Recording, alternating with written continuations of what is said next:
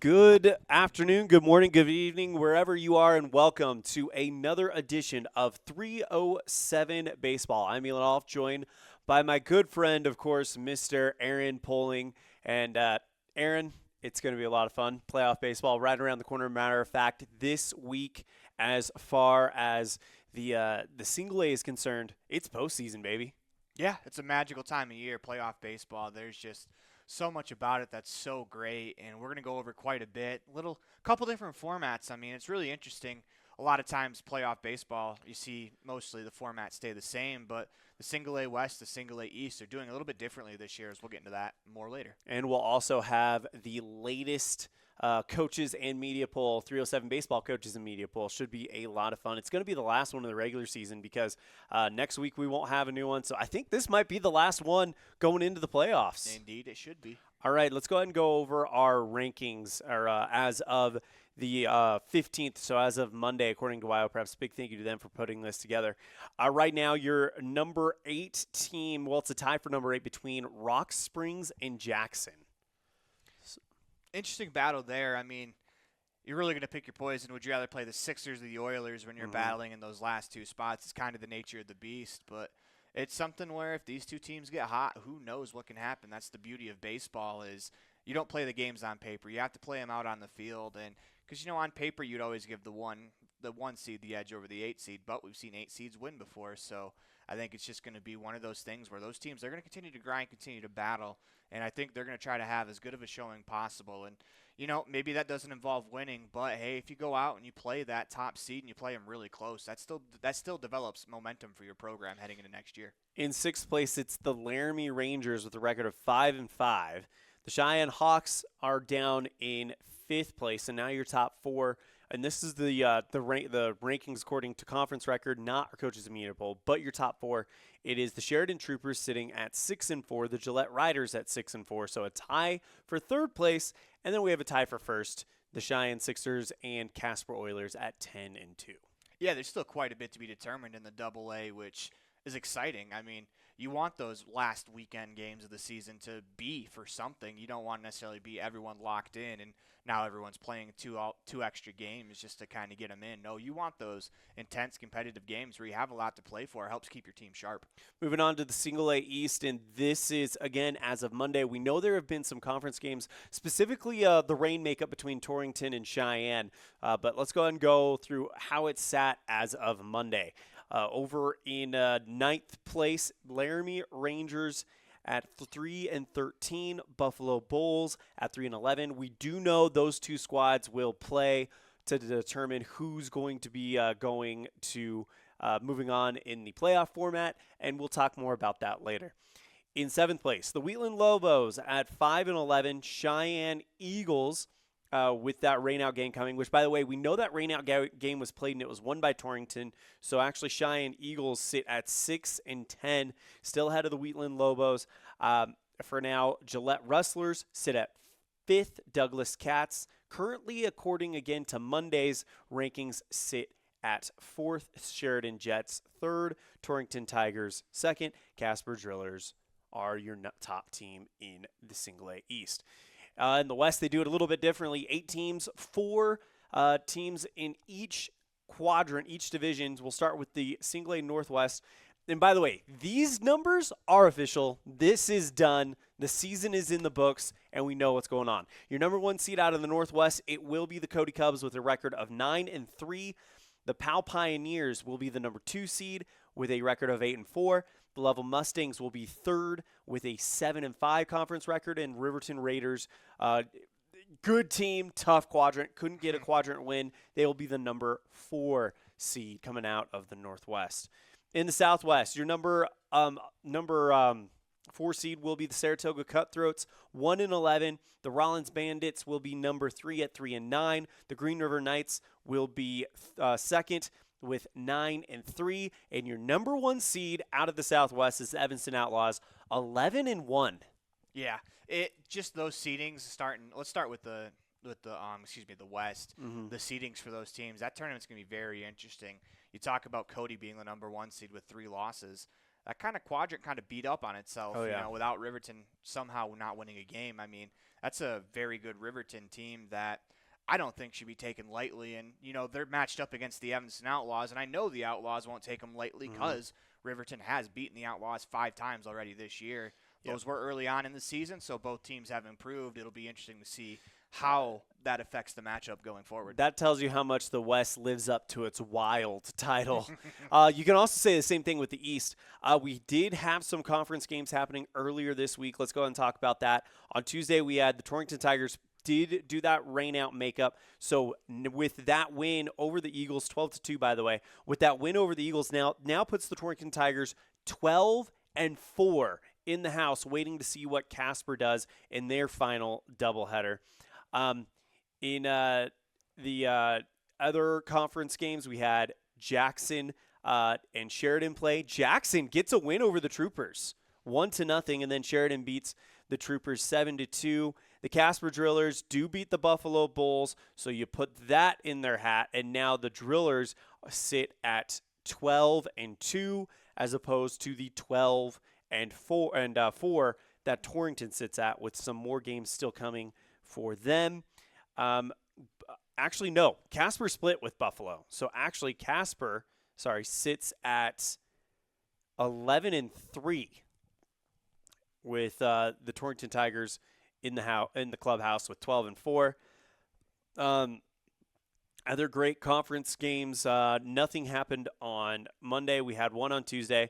So tonight we have the final conference doubleheader of the Single A season. It will be the Douglas Cats taking on the Casper Drillers at 5 and 7 on Wednesday night.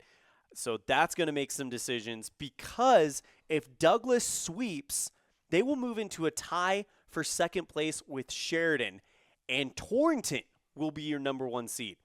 If Casper splits, you would add 2 wins and 2 losses to their record, and Casper would be 12-4, tied with Torrington. So that would be very, very interesting. So that's where the regular season sits. We do have some postseason games kind of going on that are set in the East. Laramie Rangers will be at the Buffalo Bulls. They will play Wednesday night at 5 p.m.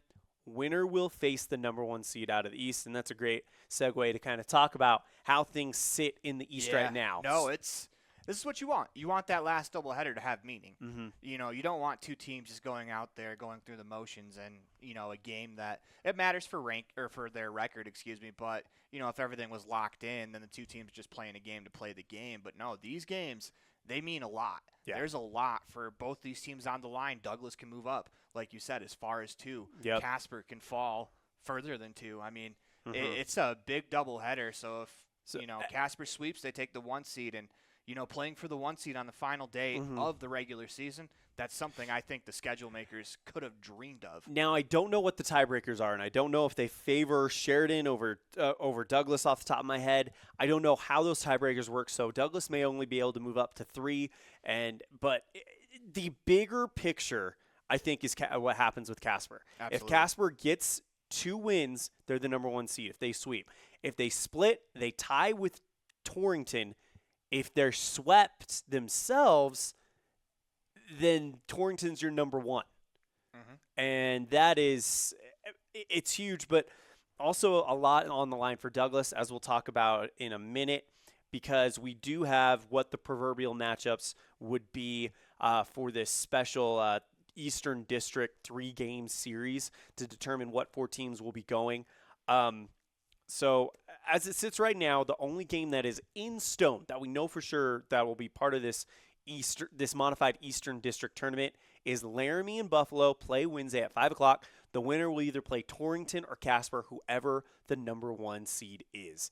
So how that works is they'll play on Wednesday, and then on Saturday, it'll be the winner of that game at the number 1 seed for 2 games, the number 7 seed at the number 2, the 6 at the 3, and the 5 at the 4 for a doubleheader. If one team wins both of those games, then it's done. Then that team's moving on to state. If any of these series go the distance and need a game 3, they will be played Sunday.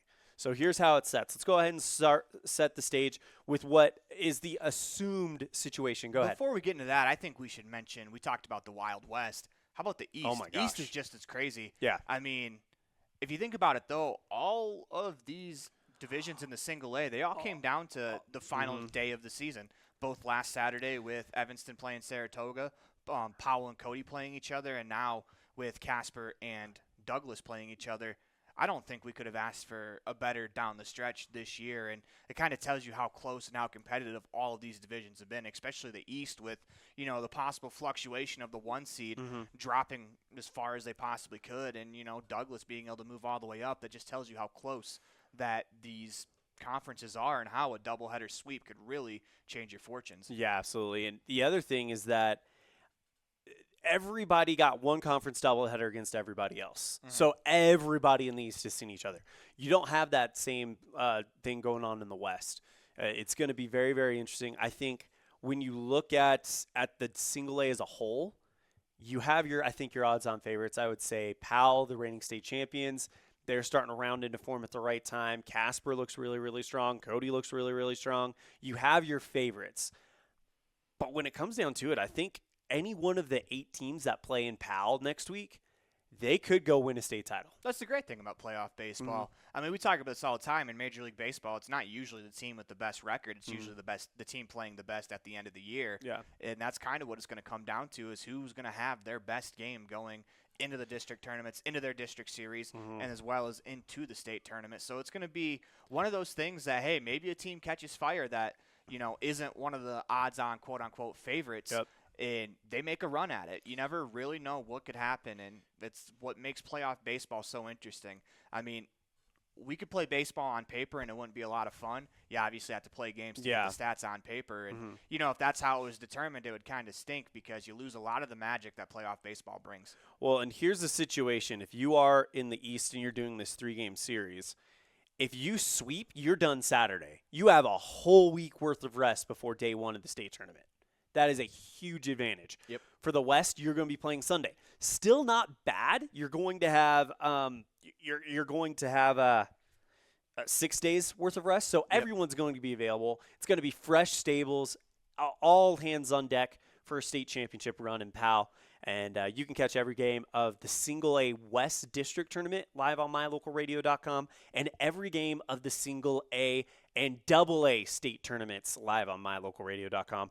We cannot wait. All right, let's get into this 3-game series. So as it sits right now, we do know Laramie and Buffalo are playing each other. If you were to look at things, Laramie has the advantage, according to what we could see, winning the doubleheader. 12-11 and 11-8. So 2 really, really close games. You just want to point out real quick that these are just past results. These are not us predicting anything. No. Using the past results to say this team is going to win. We're just giving you the information of what happened when these 2 teams played. Yeah. And so Laramie has that going for them. But here's where it gets really, really interesting.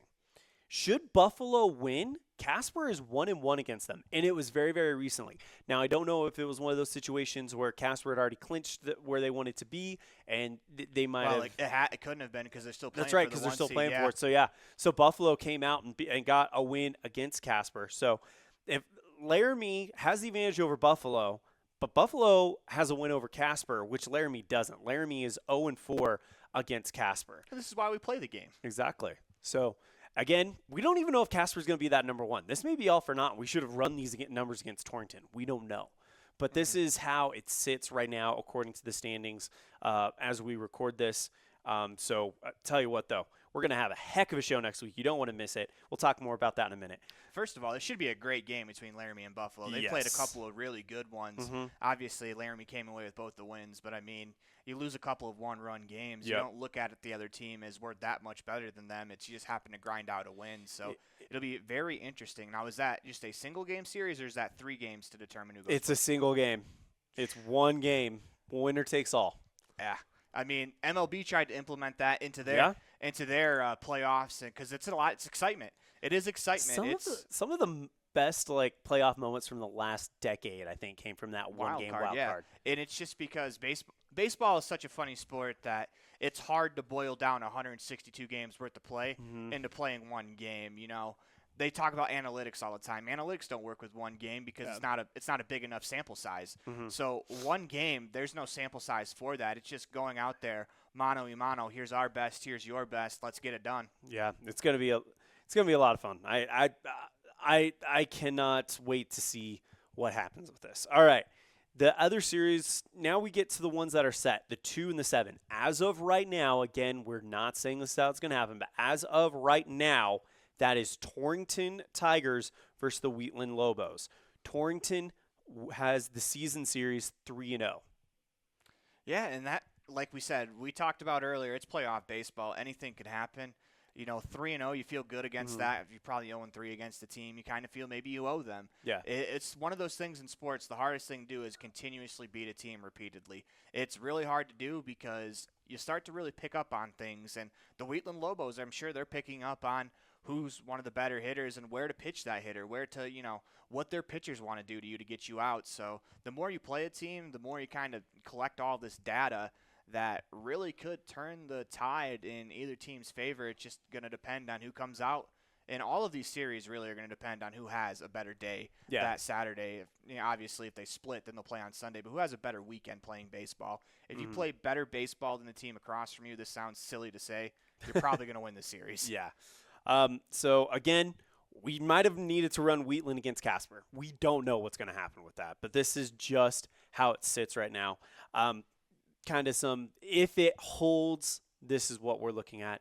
If it doesn't, then you can just take all this and throw it out the window. We'll get you previews for the matchups when they're locked in next week. We'll definitely have that. Well, they'll be done by next week. Oh, yeah, never mind. They're being played this weekend. We'll have the state tournament for you next week. Yeah, Sorry. we'll have the state tournament preview, which those matchups we know will be in stone.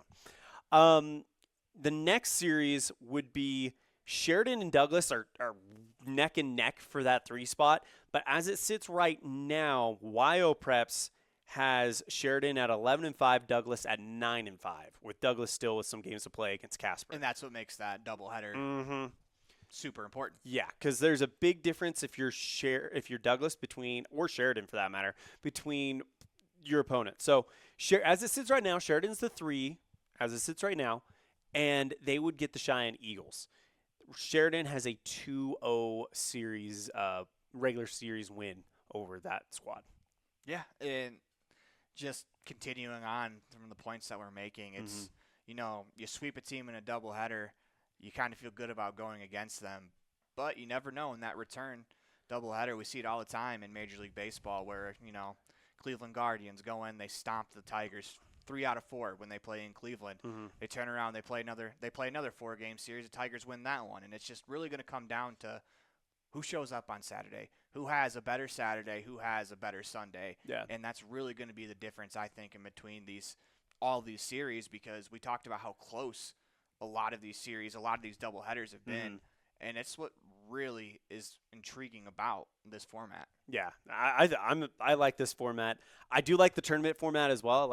I like that I'm going to be able to go sit at Stratton Myers Park and Green River and watch every team in the West to figure out who's going to go. But this format is really cool as well. I like that we have a little bit of everything flavor. Yeah, so there's variety. If you like the series and you like the prolonged, the chess match of 3 games, you have that. If you like the, hey, head-to-head, let's go get it, 1 game, and, you put yourself in trouble if you lose. You put yourself in a great spot if you win, double elimination tournament. We have that as well, and I'm excited for that because I think it's going to be a very fun weekend of baseball. Absolutely. All right, let's go ahead and talk about that final potential series. This is the one that, oh, man, okay. So Casper, they're the number 1 team right now. Torrington has a chance to be the number 1. But you talked about it doesn't matter if you're number 1. It matters who's got the momentum coming into this thing. Yeah.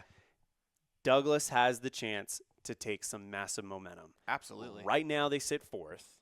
If they can sweep Casper, they'll bump up maybe to the 2. Maybe they lose the tiebreaker and they're only in the 3. But we've talked about it. How big is it to sweep a conference doubleheader in this season?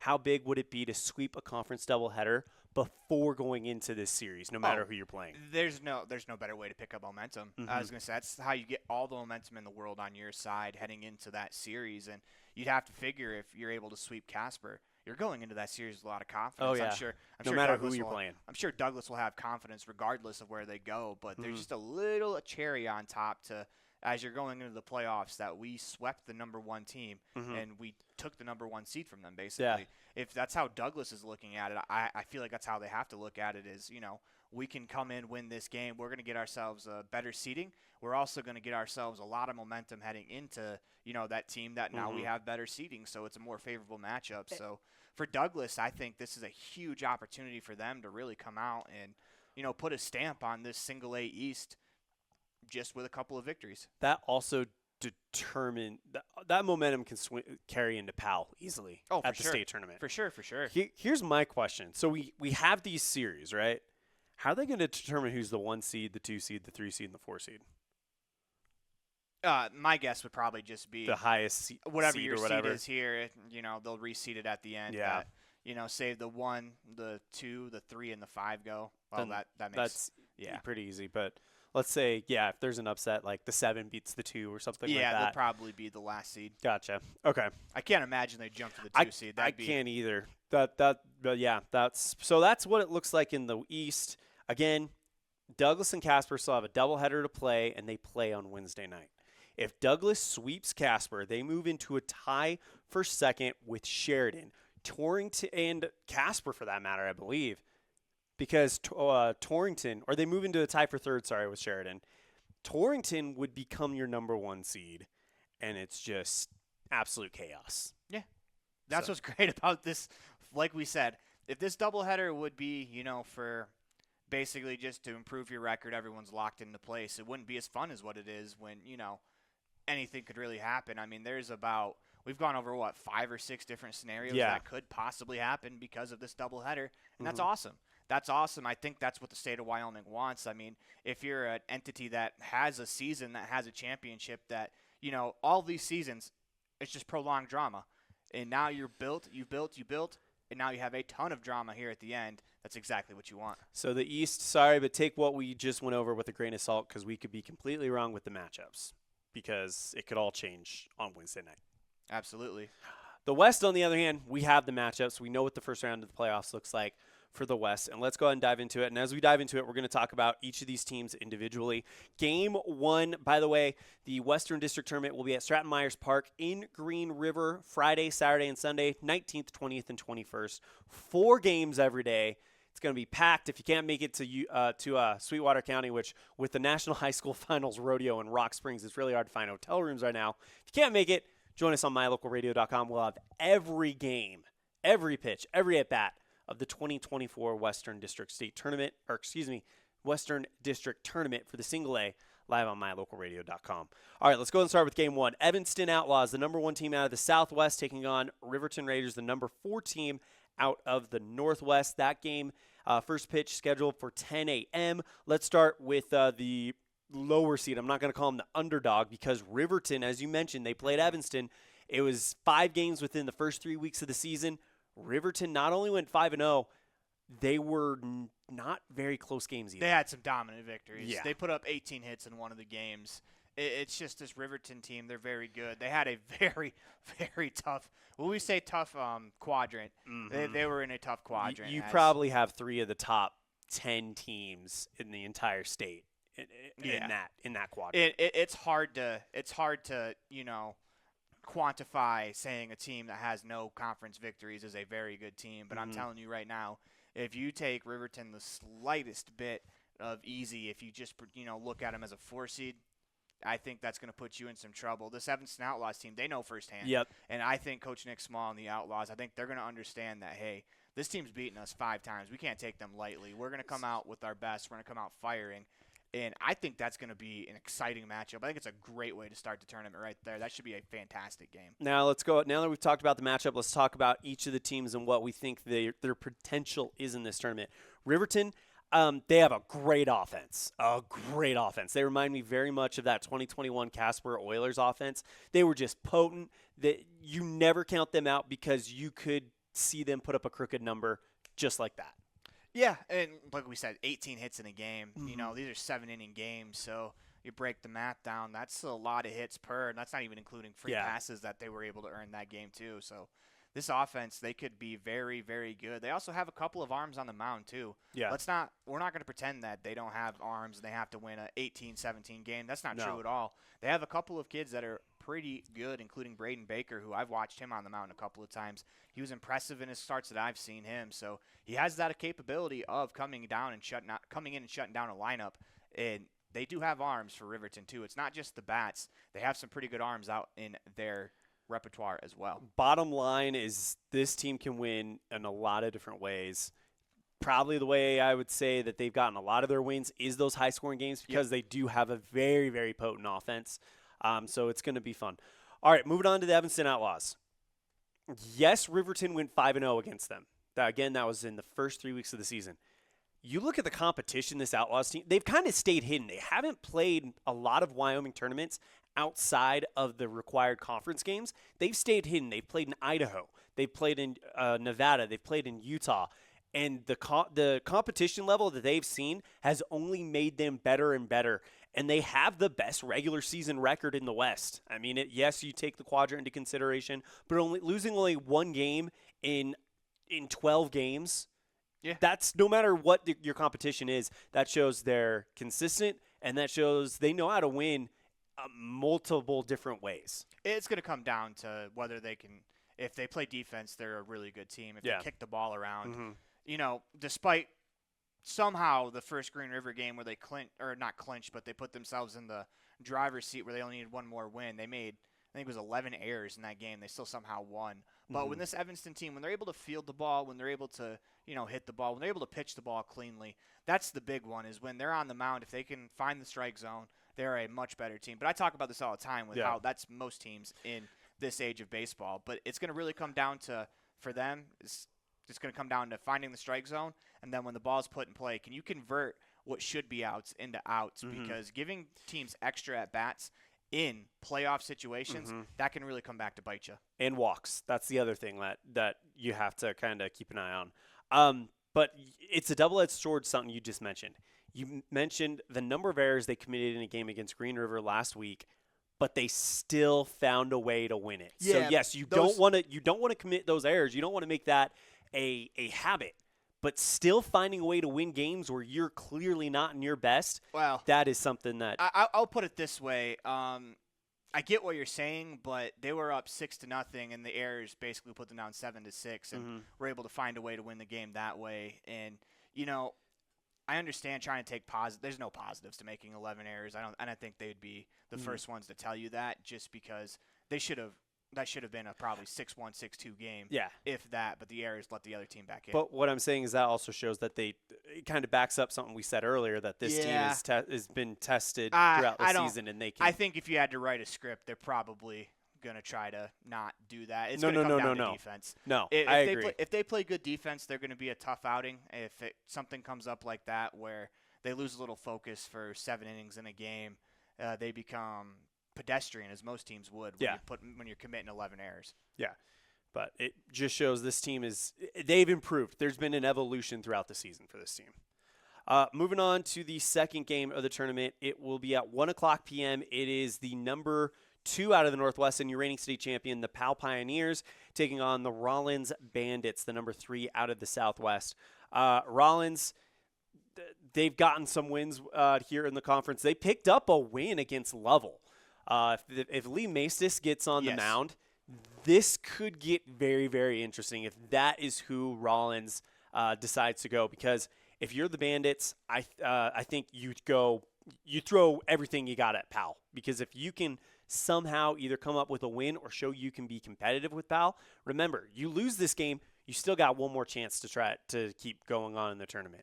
But if you can show the rest of this bracket that, hey, we are here to compete, it really sets a tone for the Bandits. For the Powell Pioneers, I mean, what can we say that we haven't already said over the last 2 years? They're just strong from top to bottom. There are some injuries that may come into effect. However, talking with Jason Borders at the night invite, he believed at the time that they were going to be healthy and ready to go come the postseason. The other thing is, the question is, and this is not saying the mentality is an issue, but what is the mentality of a team that is not only the reigning state champions coming into the district tournament, but already knows they're going to be competing at the state tournament because they're hosting it. You know, that's where I think having a coach with the experience of Coach Borders is going to help, where you have to lock your kids in. You don't want to finish fourth in this tournament. You want to go in and, quote-unquote, earn your way into the tournament. You have that safety net of, we'll be there automatically, but the Pioneers don't want that. Just knowing Coach Borders and knowing some of the kids that they want to come out there and they want to win the district tournament. Yeah. They want to win everything. And, you talk about them throwing Maestas, but, I mean, you're the defending state champs. They've gotten every single team's everybody's number best one pitcher for the most part throughout the season, so that's going to be nothing new to them. And for Rollins, it's going to be interesting to see when they throw him, because I haven't seen Maestas pitch in person, but I've seen some stat lines of he can throw the ball pretty well, and if he gets on a roll, man, pitching, this is going to be, I think, a constant throughout the entirety of all of the Wyoming playoffs is that if you get pitchers on a roll, and you can't break that roll till the 6th, 7th inning, it's going to put teams in a bad bind that it's going to be real tough. And I think the Pioneers, they'll embrace that challenge. They're going to be ready for that challenge. If they do get Maestas game 1, I am of the belief that I think he'll probably I think he's probably more likely to go game 2 in my thoughts. That's just my personal opinion. Once again, we don't have any inside information. We don't know which kids are throwing when. We're just kind of giving our opinions on the situation. What you would do in that situation. Yeah, or maybe not even what I would do, just kind of what I think is going to happen. I haven't given much thought of honestly what I would do, because that's a tough situation to be in for the Bandits. You're playing the defending champs in the first round. There's really no, book on what you should do and how to win this game. It's going to be one of those where you're going to have to go try to grind it out. You're going to have to keep it low scoring against Powell for sure. So let me ask you this then.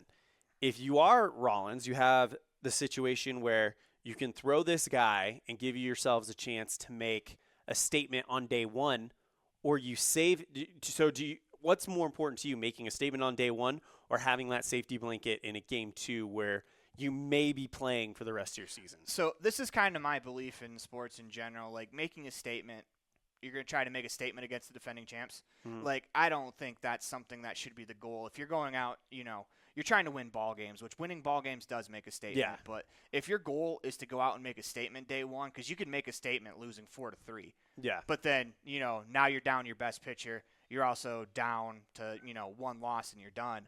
I would much rather have the safety blanket of game 2, because this is nothing against Rollins. Their path to the state tournament is going to be a little bit different, where you try to beat the defending state champs and that doesn't go well. You kind of exhaust all of your bullets. So I would save it for, day 2 and maybe probably a little bit more favorable of a matchup for the Rollins Bandits. And that's nothing against them. That's just, I don't know if Maestas is enough to quiet that Powell offense, because they've been seeing everyone's best pitcher all year. So nothing that you're going to throw at Powell is going to surprise them, as, we know that the year and a half they've had from last year to this year. So I think for the Bandits, I think Maestas, I'd much rather see him go game 2 and try to get yourself into Sunday with an opportunity. Okay, looking at the official bracket sent to me by Coach Ben Lale, if you are, let's say you're Rollins, you lose that game, you are playing against the loser of Evanston and Riverton, and it's one of those things where that's where you'd probably be looking to launch Maestas, is in that type of situation, I think if so you too. do lose that But game. it's a challenge. I mean, you're coming into this, you get the defending state champs, first overall, or first game of the tournament. It's a challenge that you really have to embrace and try to figure out. There's no easy way to do it. Coming in as a 3 seed, there's no easy way to the state tournament. No. Let's just be honest. No. And I just think that's a better option. Not that I'm saying that, Rollins is going to guarantee beat Riverton or Evanston. Yeah. I just think that if you're going to throw Maestas, I think I would just rather see him game 2 with our season on the line. I want my big dog on the mound. That's fair. And now talking about the Powell Pioneers, of course, the big story with them has been injuries. They lost a pitcher's duel 3-2 to Cody in the first game of their final doubleheader of the season. Then they came back, got the win against Cody. And that's what got them to this number 2 seed instead of the number 3 seed where they were. They're getting healthy. They're rounding into form. It's looking a little familiar at this point. Yeah, and that's all you can really ask of a team when, you do go through a little bit of injuries. But Powell is one.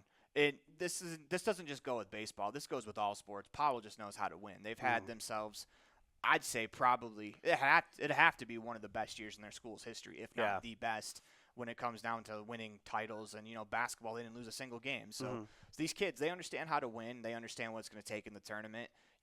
They're not the only team that understands what it takes in the tournament. As obviously Cody's done it as well. Yep. But, it's just one of those things that, hey, this is what we've played all season for. It's only human nature sometimes of the defending champs when, you're going through the regular season. There's going to be a lull. You're just waiting for the playoffs to start. That's when your time to shine is. And, that's just kind of human nature. It happens in all sports leagues. It doesn't just happen in Wyoming single-A baseball. Like I've seen it happen in, basketball back home in Michigan. I've seen it happen in hockey in the NHL. I've seen it happen all over the place. Yeah. It's just kind of human nature that you're going to hit that lull just because you're kind of waiting on the playoffs. Not that the regular season isn't important, but especially knowing you're already going to be at the state tournament before you even step foot on the season because you're hosting it. It's one of those things where I think human nature may have taken over a little bit, and now they're really starting to try to click it back in. And that's kind of the catch-22 of this is, trying to click it back in at the end of the season. What happens if it doesn't? Yeah. But the Pioneers, under Coach Borders, I think they understand what they have to do, and it's just all about executing right now. Okay, now we go to the second half of games, game one. We got the number 4 team out of Southwest, Saratoga Cutthroats, taking on the number 1 team out of the Northwest, the Cody Cubs. Let's start here. Cody, I mean, they feel like, I think this is a bit of a statement. It's kind of overused, but I feel like they want to let everybody know that they're still the top dog. Yeah, they're still the Cody Cubs. And, it's a program that has a rich tradition of winning, and when you come from a program like that, you don't want to be part of the program that doesn't win. Yeah. So they obviously want to get back to winning ball games, winning state championships, winning these tournaments, and I think they're very capable. We talked to Coach Bo White at the beginning of the year, and he didn't want to say that last year lit a fire under him, but I think there's always going to be that little extra motivation to get back to a state tournament and win it, especially when they lost it in the fashion they did last year. I was about to say that, how close they were. Yeah, they haven't. They said they didn't talk about it much, which I understand because you're right knocking on the door right there. You are right there. You are so close that, I think the worst thing you can do is just overanalyze it about what happened. And, it's just 2 games got away from you, and this Cody team is still very talented, very, very capable of, getting back to that state championship game. And, they were right there, 1 win away from winning a state championship. And I imagine – this team, they're fired up, ready to go, and they're going to have that little extra motivation that, losing in a state championship will bring a team. Absolutely. They'll take on, again, the number 4 team out of Southwest, the Saratoga Cutthroats. First year we've seen them in the single-A division. Talked with Coach Casey Jones before the Evanston doubleheader, and the impression you get from talking with him about the program, about his boys, this is just a solid group of young men who love the game of baseball.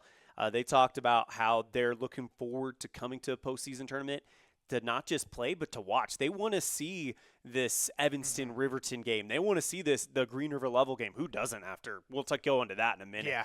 But, this team, they have the right idea. They're really, really young. 4 15-year-olds. Let that sink in.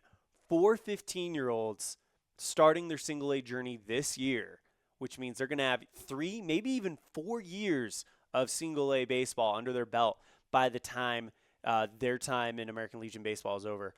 A lot of at-bats, a lot of reps, and a lot of opportunities to get better. And this is just a step in that evolution to go play some playoff baseball. Yeah, and it's a C team jumping to A level. It's tough. So you're basically going from almost, it feels like, I think, middle school age to playing varsity baseball. Yeah. And it's not an easy transition, and it's been a tough year for them. But I feel like just talking to the staff and being around the team for the days that we were, it just kind of seems like they're all taking it in stride, and they want to learn. There's a lot of really fascinating stories on this Saratoga team. Yeah. There was a 19-year-old, his name is escaping me right now, I apologize, but never played baseball before, studied the game his entire life, and then finally got the opportunity at 19 to go out and play. And that's just something that, you'll love the game, and I'm glad to see that he actually got a year on the field because it'd be devastating, I think, growing up loving a sport, not being able to play it as it's Caben Pickett, was the player. Yeah. And just getting a chance to get out there and, and I love the attitude they're taking. Yeah. It's going to be tough for them to win. A 4 seed, tough to win. If we're picking between the 4 seeds, who's more likely? It's going to be Riverton. That's because the Saratoga team, they're jumping from C to A. Yeah. And that's a tough jump. And going and being willing to watch these games and learn from these games is great in the long run. That's what you want out of a program like this where, hey, the cards are stacked against them. Let's just be honest. Like, that's a tough thing to do. They're almost doing the West District a favor by jumping up and being that final team. So that way we have 8 for the tournament. And going in and trying to learn, I think that's a great attitude to have, and I think they can learn a ton. And it also shows them what it takes to get to where they want to go. Exactly. I mean, they're gonna be across the diamond from one of the premier teams, not just in the West, but in the entire state of Wyoming. They're gonna get a chance again to kind of see, like, all right, that's where we want to be. This is how they do things. This is how this team handles this situation. This is how they handle that situation. This is how you'll see them in this scenario.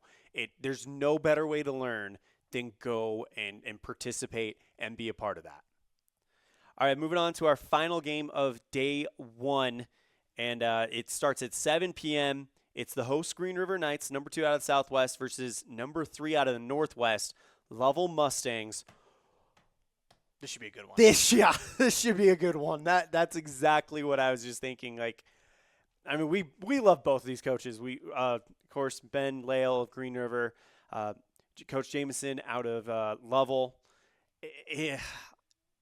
This is going to be – I think this is going to be the prime – I mean, it's the primetime game, obviously, for 7 p.m., but I think this is going to be crazy environment. Green River, I mean, just from the crowds they drew out for their home games for the night invite, they're hosting a playoff tournament.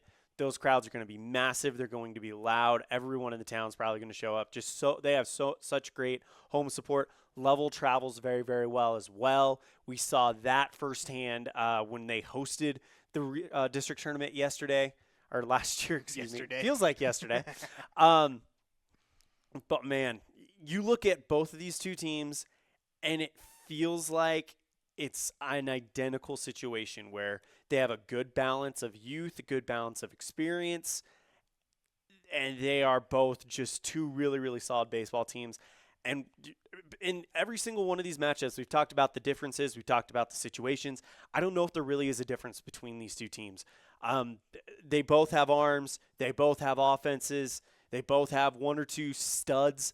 It is going to be – this is the game that I'm looking forward to the most on day 1. Well, it's under the lights. This is what playoff baseball is all about. Oh, yeah. It's going to be under the lights, two teams that – coming in on paper seem pretty evenly matched up. We'll find out. Obviously, you don't play these games on paper, as we talked about quite a bit today, so we'll see how that game plays out. I just really like the matchup.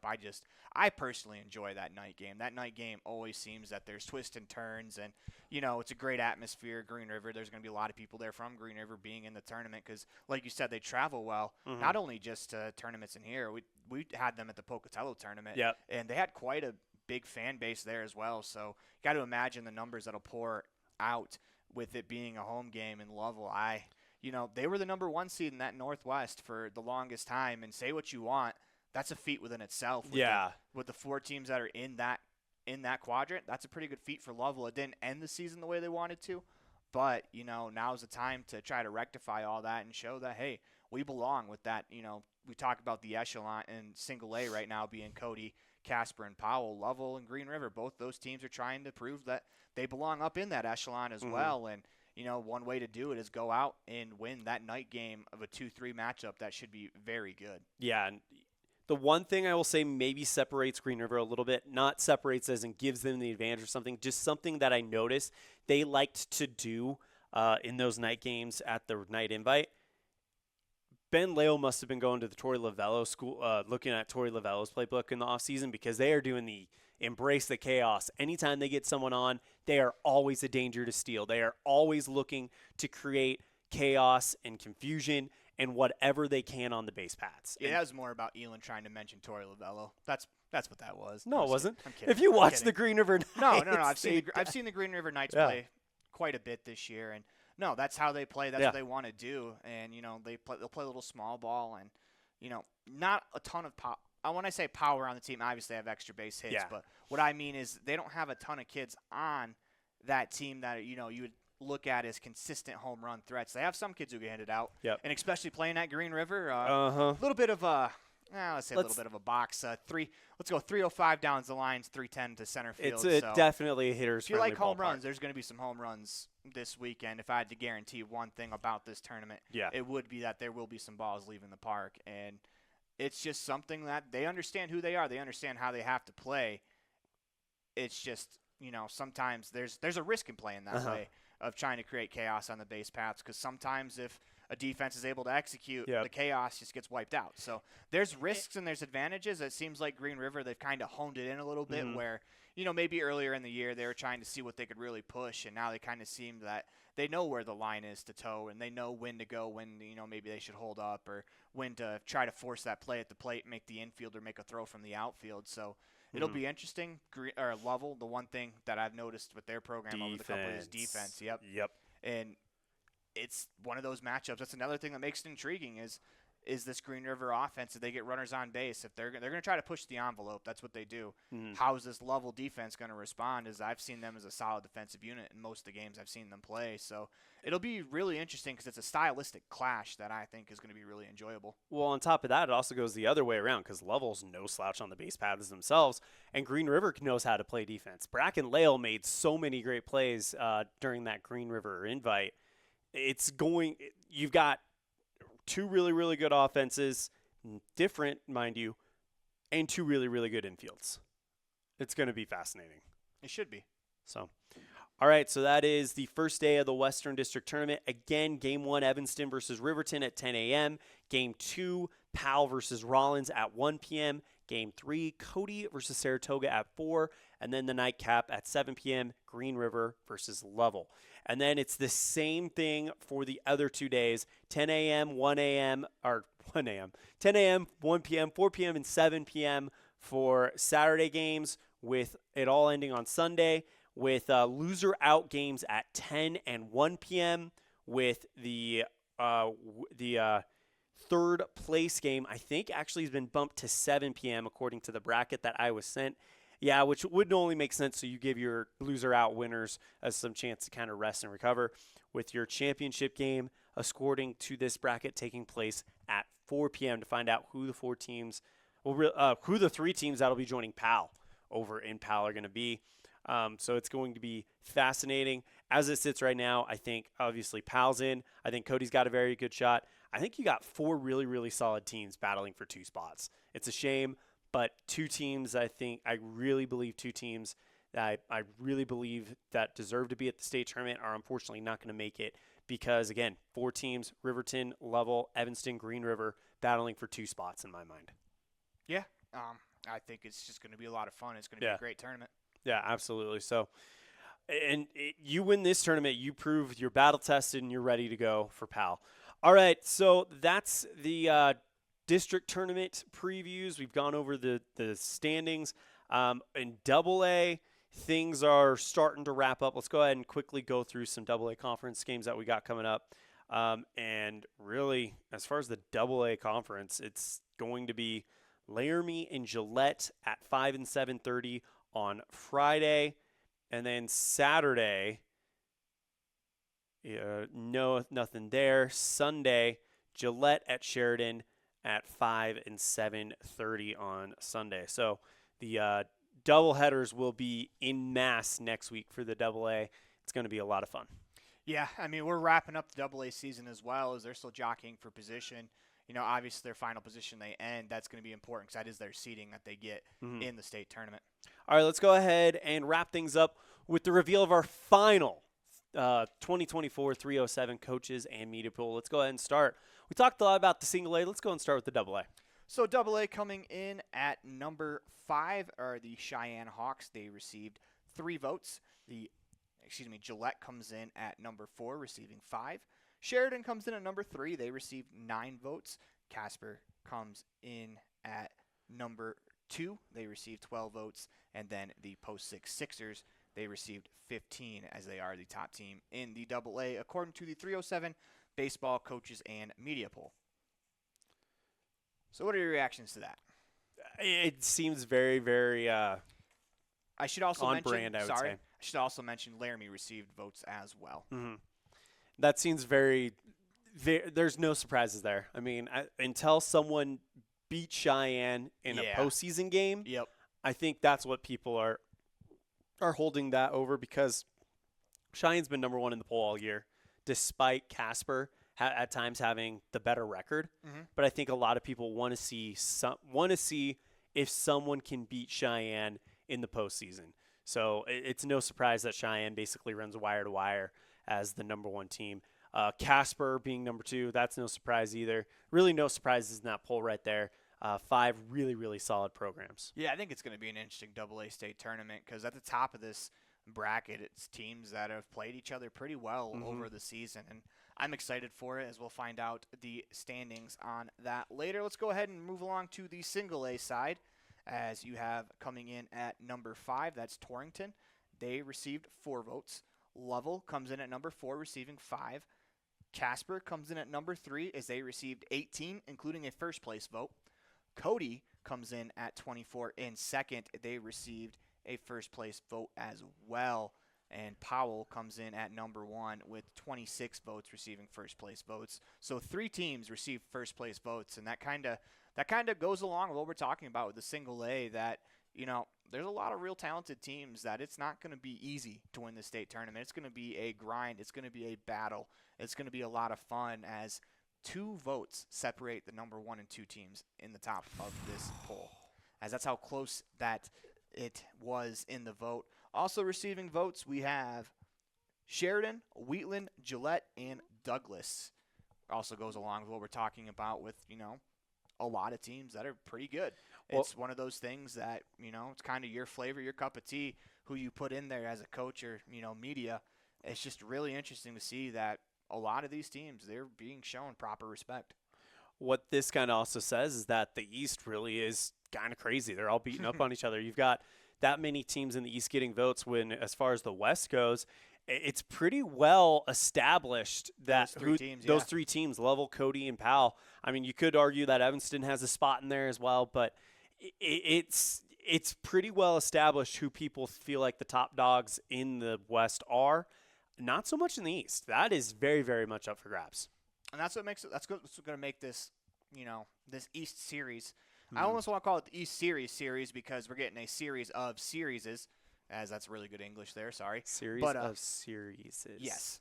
Okay. So, but my point is, that's what's going to make that so exciting, is that, you know, we got 4 or 5 teams on here from the single A that realistically, you know, according to coaches, could make some noise in that, you know, in that format. And that's what makes it so exciting, that, you know, we're not coming down to a tournament where we have 4 teams pegged to go, and that's probably what's going to happen. And on the East, it's not, you know, hey, we got these 4 favorites who are, you know, heavily favored. It's probably going to come down a lot to maybe the home team's probably going to be the favorite because they get the last at-bat. But it's going to be some exciting baseball coming up this weekend. That's going to do it for this week's edition of 307 Baseball.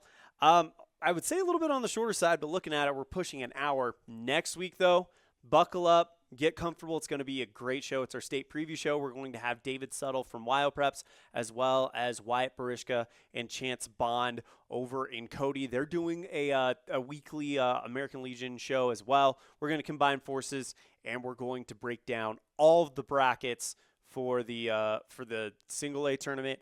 Don't know if we'll have the double A brackets by then. We'll probably have an idea of what's going on by then, but you know, we very well might. You never know.